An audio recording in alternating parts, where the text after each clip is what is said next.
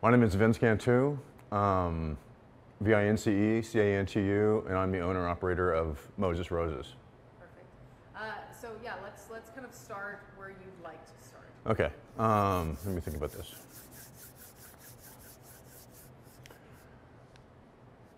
Okay, so the Alamo Trust is saying that I will not come to the table and negotiate in good faith. But what I'd like to talk about first is who they are. Now, the Alamo Trust is an arm of the General Land Office. I mean, these are Texas agencies. They're not from San Antonio. The people who run Alamo Trust, a guy from Houston and a lady from Corpus Christi, they're not from San Antonio. So they are here, they work for the state of Texas. The Alamo Trust runs the museum and all things Alamo for the GLO. And they collect money for selling coonskin caps and museum entry tickets and everything else. And they send all that money to the state of Texas. None of that money stays in San Antonio. These are not San Antonio companies. The Alamo Trust is not a San Antonio company. So I want to make sure that we got that clear, because a lot of people think, well, he's in the way of the Alamo because the city's building the Alamo Museum. The city's not building the Alamo Museum. The city gave, through a $1 a year lease, the plaza, Alamo Plaza area in front of where they're going to build a museum. They gave that away for 100 years. They've given the state that property so the state can build out the site and make the Alamo Museum complex. So they can charge, because they couldn't charge before. They can't charge to go into the Alamo, and they couldn't make any money. So they're having to build this museum, and the Phil Collins collection is going to be in there, and it's going to be fantastic. So they can charge $20 to get into the museum, and $20 for a coonskin cap, and $5 for a Coke, and they collect all that money, millions, probably $50 million a year, and they'll send all that back to Austin. None of it stays in San Antonio. These are not San Antonio companies. So now, including the museum they want to build, they want to add on to their museum and build a 4D theater behind their museum. That's what they want to use my property, half of my property for. The other half is just going to be park benches out in the open. So they're not even going to use the whole property. But they're going to build they want to build a 4D theater, so they want to eminent domain my property to build a theater behind the museum, so they can charge another $20 to get in, which is probably going to be another $20 million a year that's going to go to the state of Texas and not to San Antonio. So they're asking San Antonio City Council to eminent domain my property so that the city can take it from me and then give it back to the state, and so the state can build a 4D theater to collect $20 more, $20 million more a year, and send all that to the state. So the city doesn't really get anything out of it as far as what happens within the property here of the museum. That's all state-run and state-owned, and all the money's collected by the state, and it all goes to Austin. So the city really is doing a solid for the state by trying to eminent domain my property, because the state doesn't want to go to the legislature and ask the legislature, the congressman, Republican congressman, to vote in favor of seizing private property on the ground, the sacred battleground of the Alamo, to take my property to build a theater, because they know that every single Republican congressman is going to say, no way, we're not going to vote yes to taking private property on the grounds of the Alamo. That's just not a winner, would never get reelected. So what are they going to do? They're going to hide behind the city council and ask them to do it. Well, why is the city council going to do it? The city council, I think they're going to try to trick the city council into believing or into thinking that this is all San Antonio stuff. It's not. It's the state of Texas stuff. A lot of people think Alamo Trust, well, that's a San Antonio company. They're building a San Antonio museum. It's not like that. So I think that when the truth comes out and city council realizes that they're about to take the most communistic, un-Texan action in the history of this site, for sure, and maybe all of Texas, taking somebody's private property is a big thing. Private property rights are a big thing, especially in Texas. You own private property, no one's supposed to mess with you. The government comes in and tries to take it from you. Well, that's what they tried to do 200 years ago when the government tried to take it away from the Texans who were defending it. The defenders of this property that we're standing on, this ground that we're standing on, thought it was so important to have private property rights that they were willing to fight and die for it. But here comes the government again, trying to take property on the very site where we fought for Texas liberty and freedom.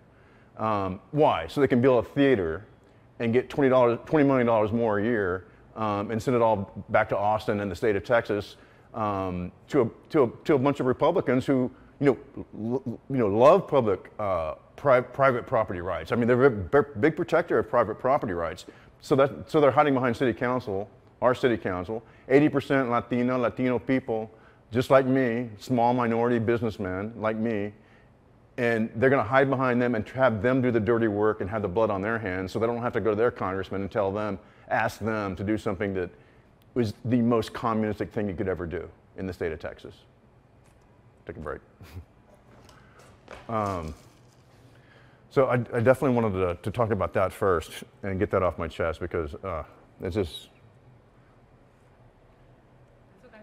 I appreciate you sharing that.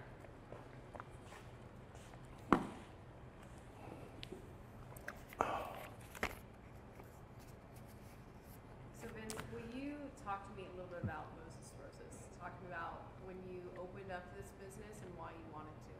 Right. I was going to go there first, so good question. Next, I mean.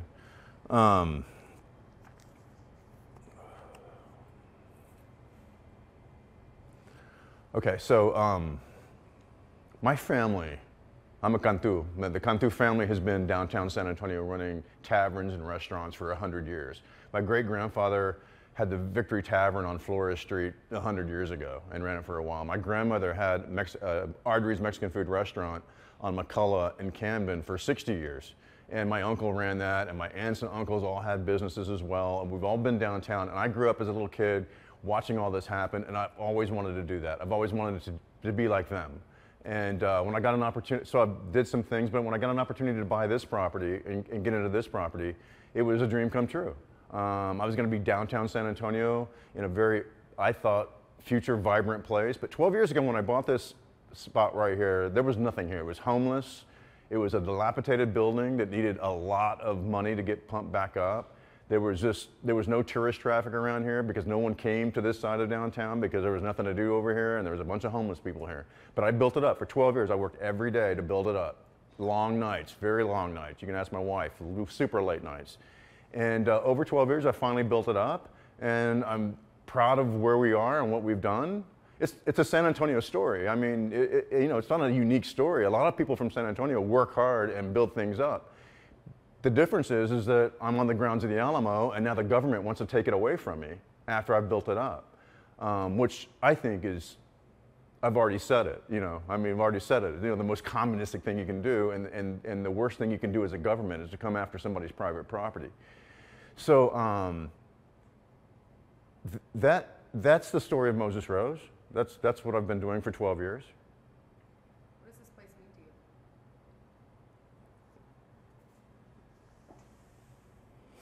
to you?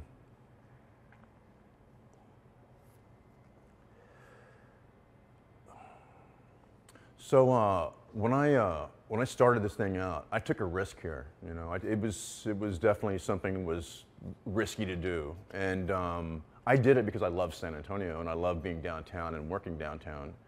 I understand that they're building a museum and they want to build a 4D theater and they'd like to use my property to do that. And I've told them many times I'm willing to talk about that, negotiate that, and as long as you can pay me enough to where I'm a 60-year-old man, I'm not going to go find another job anywhere. You can pay me enough to where I can retire and not have to worry about it anymore, then great. Otherwise, leave me alone. I like working here. I love working downtown. I love what I do. So I know when they build this museum, I'll be making probably better money. My property value is going to go through the roof, of course. Of course, they don't want to pay me what it's going to be worth in the future. They want to pay me what it's worth now, and that's not fair, and they know it's not fair. And so instead of negotiating with me, they want to go to the city council and try to take it from me, and I'm going to fight that as much as I can. But I just want to be treated with respect. I mean, I've worked very hard to be here. And over 12 years of really hard work, I've built this place up, and they have never looked me in the eye and said or showed that they respect me for being here. I'm a minority to them. I'm a minority business person to them. They've shown me no respect about what I've done to be here. All they've tried to do is lowball me, and now they're trying to take it away from me. Which is in contrast really to the Anglo businessmen that are over here on the plaza that also had businesses. They were invited to the table. They got to the table and they got bought out from their leases. It's public record. They got millions and millions of dollars to get bought out of leases that had 3-year expiration dates on them. So that, I mean, the state owned this property And so they bought them out of their own property, millions of dollars more than I've been offered. And I own property. I mean, this is like real estate, and they won't give me an offer that's even as much as they paid the Anglo businessmen that they paid to get out of their leases on the plaza. How much were those businessmen paid? I know of one that's been on the public record, and it's more or less a ballpark because it's like it's not exact, but it's well over $3 million, well over $3 million. You talk about they're not meeting you halfway here. They gave you their number. You said this is my counter offer. There's been no actual negotiation, no mutual respect to come to a table and say what's it going to take. Talk to me about where your number came from initially. Well, so they asked me and my wife to come up with a number back in 2020 because they had appraised my property for $1 million or whatever it was back then. The first offer was 2016, and they offered me $1 million for it. And I'm like, there's no way I'm going to sell it for what it's appraised for, and pay off a note and then have no money and put myself out of a job. You know, I mean, this just didn't make any sense. So I said no, and then they brought me a couple of years after that. They sat down and they knew I wasn't going to sell it for the appraised value, and they sat me down and my wife and they asked us what we would be happy to take. And so we went home and thought about it for about a week, and we emailed them and told them that we would take $10 million for the property and $5 million for the business, and never heard back from them. Of course, I didn't think we were going to hear back from them. I didn't think they were going to write a check for it, but they asked us what our happy price was going to be. So I gave them our high price, what I thought would be, you know, well more than enough to retire on, and never heard. 2020, and never heard back from them after that. So then, after that happened, they did offer, they appraised again and had another offer and then another offer. But I never countered those offers. I just wrote a letter saying, an email back saying, no, thank you. I'm not going to sell my property for appraised value. And there was no counter offer. They didn't ask me to counter. In fact, they never gave me an earnest money contract that you would normally have in a commercial real estate transaction. They never gave me one of those. They never sent me one of those. So with those, they're easy to counter. You scratch off their offer, you put what you want to put on there, and that would be a counter. They say that I countered with an outrageous price. I never countered at all. I never said anything. They offered me what they offered me, basically appraised value on a letterhead from the GLO. And I wrote them an email back saying, no, thank you. That was the extent of our negotiation. We've never negotiated. What would ideal negotiations look like to you? What do you want to come from this? Because I know in our past emails and our first phone call, you said, I am willing to sell this for the right price. So what does your ideal negotiation look like? Yeah, so my ideal negotiation would be the Alamo Trust and the GLO calling me, emailing me saying, hey, let's sit down and talk about these prices and have a chit chat about where your number is and where our number is. That has never happened. They have never, ever offered to sit down at the table with me and discuss what a negotiation would look like. So I think I was shocked, really, when I heard that the article came out in the paper and saying that they were going to vote to eminent domain me. That came out of left field. I had no idea that was coming. I figured that one day they would sit down and want to talk. I've been waiting for 6 years for them to want to sit down and talk, and they've never done it, and yet they went straight to eminent domain. It was a total shocker. Yeah, what is that feeling when you read that and say, oh my gosh, my own city is going to vote for the future of my business? What does that feel like? It's a sickening feeling, and it was a feeling that I guess, you know, I've equated this to how the defenders must have felt. You know, this is nowhere near that. You know, I'm not going to die over this, so this is not near that extent. But their own government, your own government, coming in and tell you that you can't do what you've been doing and been happy doing and been free to do for so long, and all of a sudden they're just going to take it from you. So I could definitely relate to the anger that they must have felt. It is a total shocker, and then it's a lot of anger after that. And I know that your offer initially, what you said your business is worth is $15 million. It's gone up since then. Talk to me about that $1 million increase every year. Right. So I've been living under the threat of eminent domain for 6 years. What does that mean? I've been to a couple of meetings with them, 2 or 3 meetings with them. You know, one on the phone, couple in person over the course of the 6 years. And at every one of our meetings, they end it by saying, we don't negotiate, by the way. It's just like, you know, who are you? It's like introductory meetings.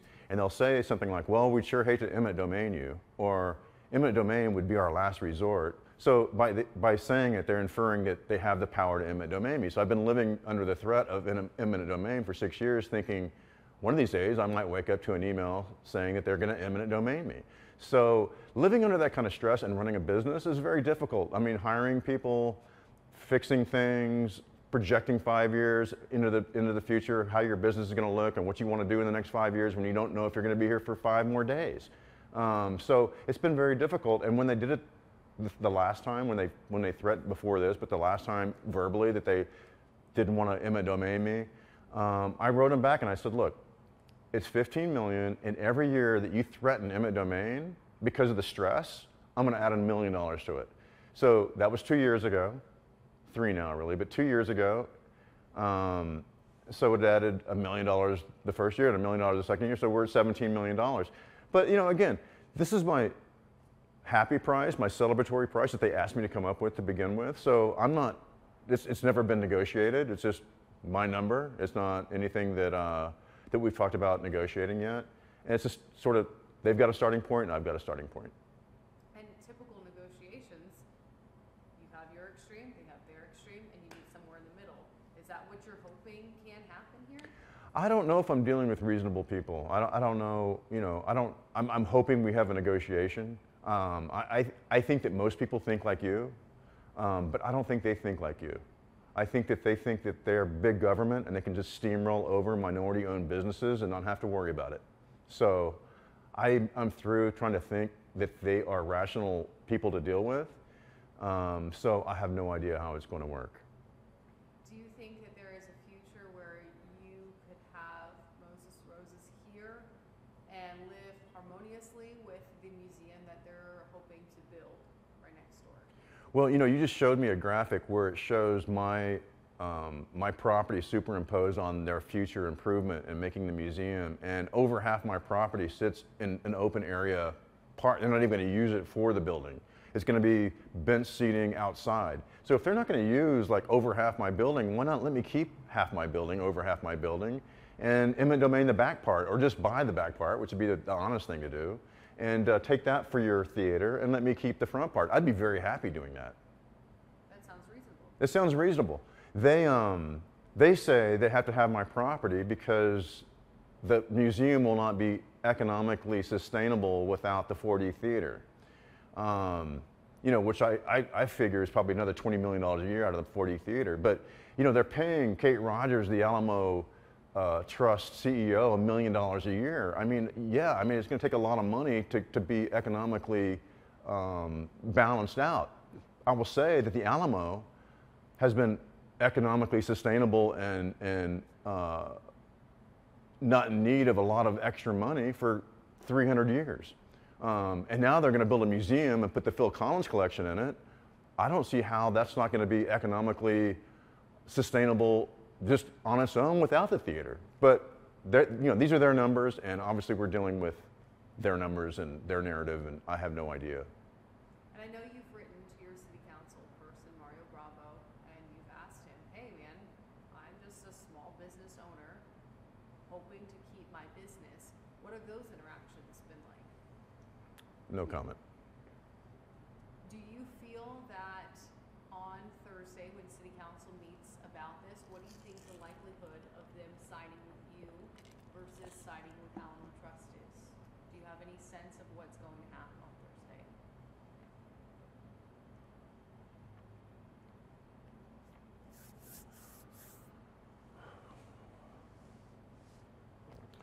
When on Thursday at City Council, when I go up in front of the City Council, I'm going to ask them, of course, not to eminent domain me. Mostly because the city shouldn't be doing the state's dirty work, number one. They should not be eminent domaining my property for the state. None of this money stays in San Antonio. I mean, this is a Texas museum, state of Texas museum, the GLO, the Alamo Trust. Those are all state agencies. They're not San Antonio agencies. This is not a San Antonio museum. This is a state of Texas museum. So why the city is even getting involved, I don't even know. I don't even know the reason for that. I mean, the state wants this property. They should go to the state legislature, to the Republican congressman, and ask them to give the GLO the power to eminent domain this themselves. Don't ask the city to do it. The city shouldn't have to be involved in this. The city gains nothing by taking my property. They're just gonna, they would just eminent domain it and give it right back to the state. I mean, just hand it back over. So they're the ones doing the dirty work for the state. Why should they take the most communist, drastic, un-Texan action to ever happen on the grounds of the Alamo for the state of Texas and a bunch of Republicans who are scared to death to make a vote themselves? So I'm hoping that the city of San Antonio realizes that they don't need to be the ones that do it. If it needs to be done, which it doesn't, but if it needs to be done, then the state should go to the state legislature and have them do it themselves. Vince, how much did, I know you bought this property 12 years ago. How much did you originally buy this property for? No comment. Their last offer to you in 2022, at least they say, was $3.5 million. Say it again? $3.5 million in 2022 is what Oh, right. Alamo Trust says they offered to you to purchase this property from you. There's people who hear from you and say, you could take that $3.5 million and you could open up another business downtown. What do you say to them? Okay.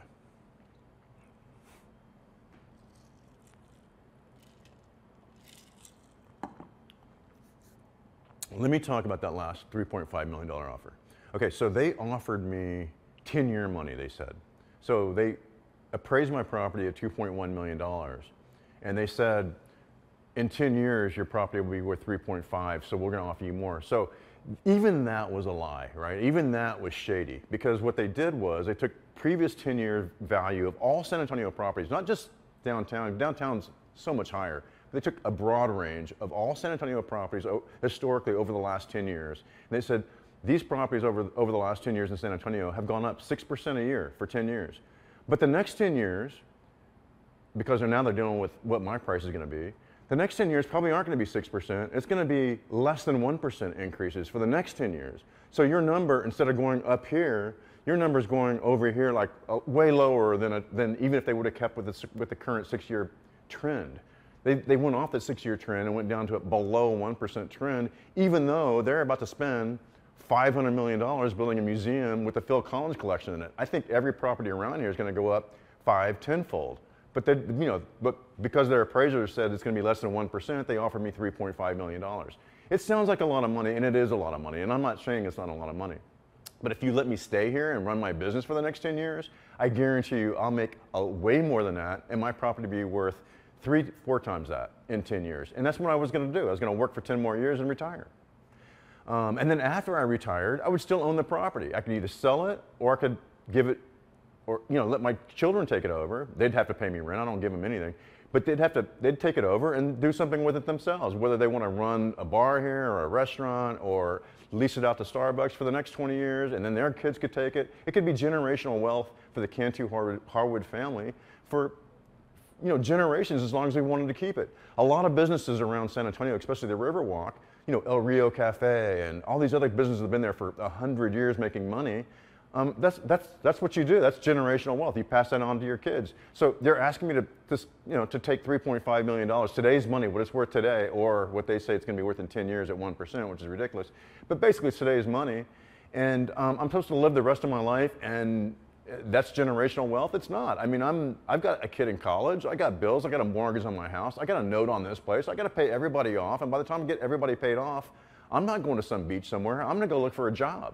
I mean, it does sound like a lot of money, but after I pay all my bills and get my kid through college and everything else, I got 2 girls too. I mean, they're going to have weddings. I mean, they're expensive, So, I mean, it's not the kind of money where I don't have to worry about it anymore. It's the kind of money where I got to worry about finding another job with. And then, they came and you're saying 3.5 is not what this building is going to be worth in 10 years. They came and offered you that though. If eminent domain does happen, you're going to walk away with nothing. Does that scare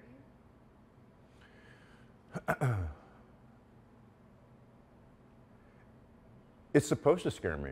You know, that's anybody would be scared if government was coming and trying to take your private property. You know, think about your house. Let's say you have a house, you own a house, you've got a mortgage, and then you found out that they're going to build a huge country club right in your backyard. You're going to be on the golf course, and you're going to have a beautiful view of the 18th hole, right?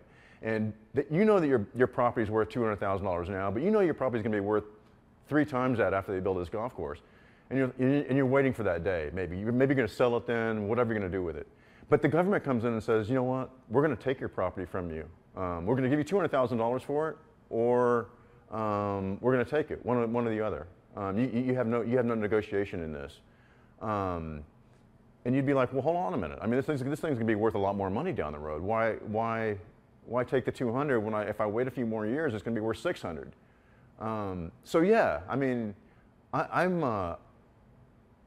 there's fear involved when the government comes and tries to take something from you that you think is you're in Texas and you believe that your private property is your sanctuary. Of course. For you with these negotiations, if they do actually hear you, City Council sides with you, and they say, nope, y'all have to negotiate. You can't just take his building. And City Council does in fact say that. Is there a minimum price you won't go below when it comes to these negotiations? No comment. No comment. I'm not going to negotiate any of this through the media. I like them, you know. Really, you know. And I don't want this to be part of the deal, but I mean, all these numbers that are out in a normal negotiation, they would never come. You don't negotiate this stuff through KSAT News. I mean, you negotiate it in a room, you know. I mean, they threw the $17 million number out to embarrass me, you know. Oh, he's crazy, he wants too much money or whatever. They asked me to provide that number, you know. So I don't want to negotiate this over the TV, you know. I had to Yeah, ask. I know. What do you want them to hear from you? Bottom line, what do you want them to hear from you, unfiltered, about what this situation is? There's 2 things I think are going on here, really, that upset me. You know, number one, they've lied about everything about this negotiation. They say we're at an impasse. An impasse means that you've had a negotiation and you can't go any further. There's never been a negotiation, so there can be no impasse. They said I won't come to the table. They never invited me to the table. They don't want me at the table. You know, they want to go straight and try to steal it from me. So that's upsetting on the one hand. The other thing that really upsets me is that it's on the grounds of Texas freedom. You know, right? I mean, this is hallowed ground. This is the battlefield where we fought against big government taking somebody's property from them, their way of life from them, coming in and just exerting their will and abusing their government power and taking something away from you. And that's happening right here in real time. And I really expected more of an uproar over it. I have there's one question I really would love the press to ask.